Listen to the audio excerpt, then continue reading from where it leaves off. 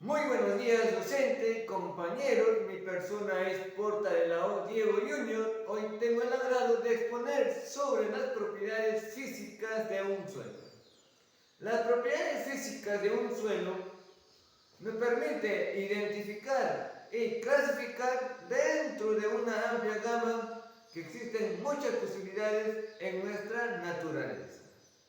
Pero nos preguntaremos, ¿de qué va a depender las propiedades físicas? Las propiedades físicas van a depender de su posición geográfica del suelo, de su profundidad y por último de su espesor de estrato. Dentro de las propiedades físicas vamos a mencionar ciertos temas y lo primero es la composición del suelo. Hablando nosotros de la composición del suelo, está conformado por diversos componentes que se encuentran en la fase sólida, en la fase líquida y en la fase gaseosa.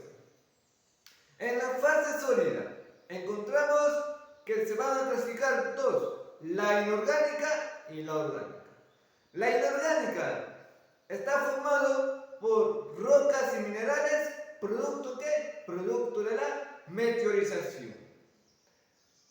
Los materiales sólidos, orgánica, ya viene a ser, están formados los restos de los seres vivos de menor o mayor grado de decomposición que se forma el humus.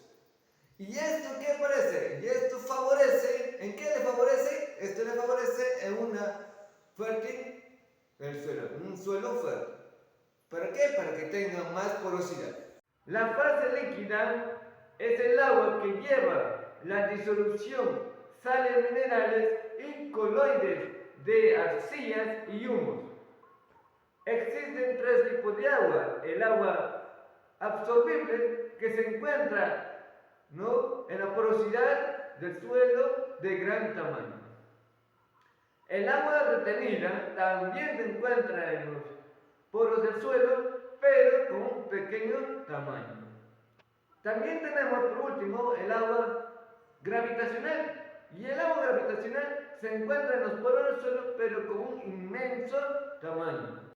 La fase gaseosa es el aire que ocupa los poros de gran tamaño y su composición es muy similar al aire de la atmósfera, pero con menor proporción del oxígeno y el dióxido de carbono. Comprensibilidad. La compresión que sufre un suelo, ¿a qué se debe? Se debe a la disminución del volumen de los poros, ya que las partículas se asumen de incomprensibles. En los suelos saturados, su comprensión solamente va a ocurrir cuando se presenta un drenaje del agua. Pasemos a la porosidad. La porosidad se define como una porción de espacios ocupados por aire y agua que existen en la masa del suelo. Y esta propiedad es muy ligada para la textura y estructura del suelo. La porosidad se clasifica en dos. Uno es la microporosidad y el otro es la macroporosidad. Se lo denomina microporosidad cuando el suelo presenta poros diminutos, llamados microporos. Son los que retienen el agua con las fuerzas capilares para la cual está disponible en las plantas. Macroporosidad. Se lo denomina macroporosidad cuando el suelo presenta poros de tamaño considerable. No retienen el agua con la fuerza de gravedad y acumulación del aire. Por lo tanto, son responsables del drenaje y aireación del suelo, constituyendo un principal espacio para el desarrollo de las raíces. Una vez determinada la clasificación de la porosidad, ahora vamos a ver la determinación de la porosidad. Claro que sí, existen tres formas de determinar. La primera forma, se tiene que determinar viendo al campo tal como está, llamado un suelo imperturbado, sin sufrir alguna una deformación. Vamos a ver los procedimientos. Primero, se determina el volumen del agua. Segundo, se satura totalmente del agua. Tercero, se determina el peso del agua. Cuarto, se lleva una estufa a 105 grados Celsius y se determina el secado, digamos, ¿no? Ahora vamos a pasar a la segunda forma, donde también la porosidad se determina expresada en esta fórmula. Tenemos a la segunda forma. La P, que viene a ser la porosidad, va a ser igual al volumen del espacio vacío entre el volumen del suelo. Nada más y nada menos, también tenemos a la tercera forma. Tenemos a la tercera forma como la porosidad va a representar en porcentaje y que va a ser igual a la densidad del suelo menos la densidad aparentada del suelo entre la densidad del suelo por 100, que también, ¿no?, la porosidad se puede determinar en esta fórmula. Una vez hablado sobre la porosidad, ahora vamos a hablar sobre la textura. La textura se considera a las partículas del suelo, a las partículas minerales de un tamaño menor a 2 milímetros. Estas partículas se clasifican según su tamaño en arena, limo y arcilla. Las partículas superiores a 2 milímetros se le conocen o se lo llama fragmentos gruesos del suelo y también se clasifican, depende de su tamaño, como la grava, piedras y por último rocas. Bueno, ahora vemos sobre la determinación de la textura. La determinación de la textura se va a presentar uno que es la granulometría. La granulometría es la proporción relativa de arena, limo y arcilla que existe en el suelo. Segundo, vamos a hablar sobre la textura. Y la textura nos dice que se va a referir según al estudio del suelo de su granulometría. Tercero, viene a ser, ¿no?, análisis granulométrico. El análisis granulométrico se va a representar en porcentajes a la arena, en limo y también en arcilla, una vez que se hayan separado en los fragmentos gruesos. Bueno, ahora pasemos a hablar sobre las características del suelo según su textura. Vamos a encontrar dos clases: clases extremas y también clases ideales. En las clases extremas nos van a hablar sobre los suelos arenosos y arcillosos. En los suelos arenosos se los denominan suelos sueltos. ¿Por qué? Porque tienen una gran elevada permeabilidad del agua. Por tanto, una escasa retención de agua y de nutrientes. Ahora hablamos sobre el suelo arcilloso. El suelo arcilloso también se lo denomina suelos gruesos, fuertes, con baja permeabilidad del agua y retención elevada al agua y por último en nutrientes. Hablamos sobre la clase ideal. La clase ideal nos va a hablar sobre los suelos francos. ¿Y qué nos dice los suelos francos?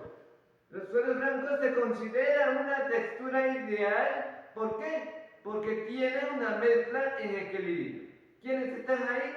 Ahí están la arena, el limo y también el arcilla. Esto supone en equilibrio en permeabilidad del agua y retención de aguas y de nutrientes.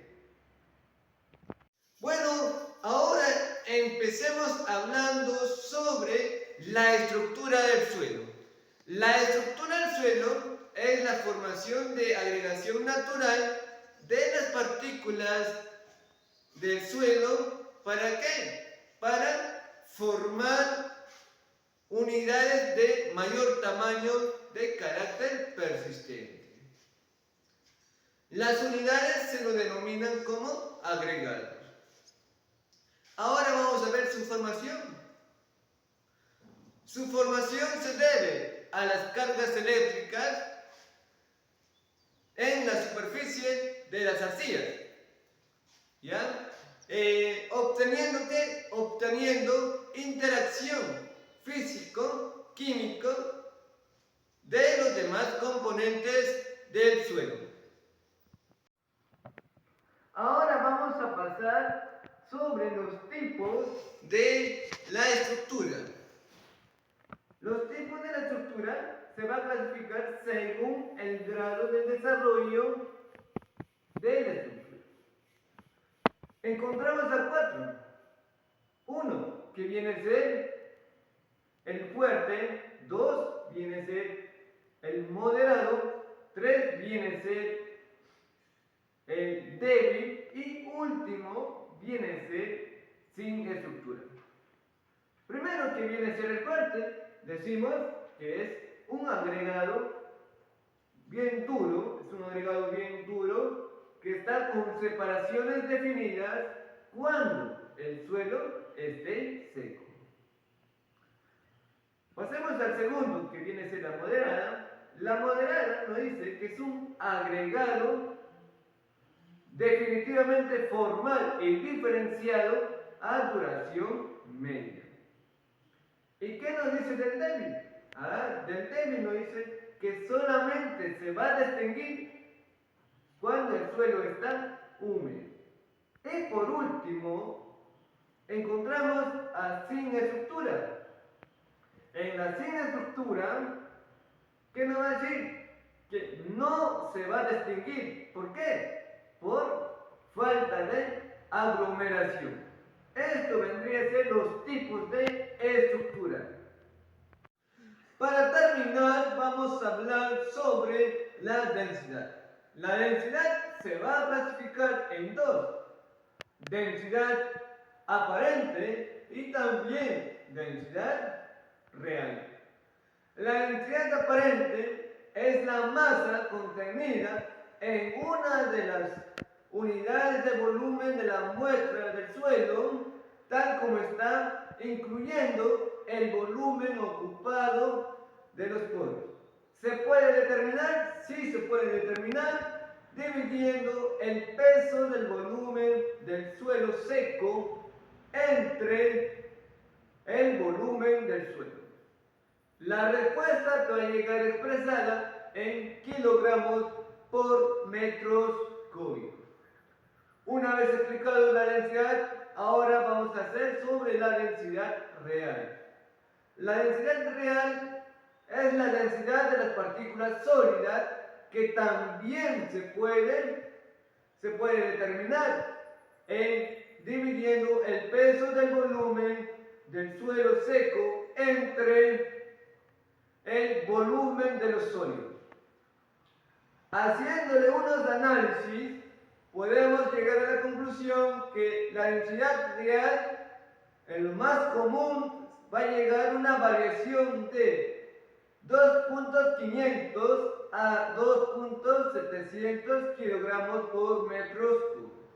Bueno, muchas gracias por haber escuchado, muchas gracias por prestar atención sobre las propiedades físicas del suelo. Que tenga un buen día. Gracias.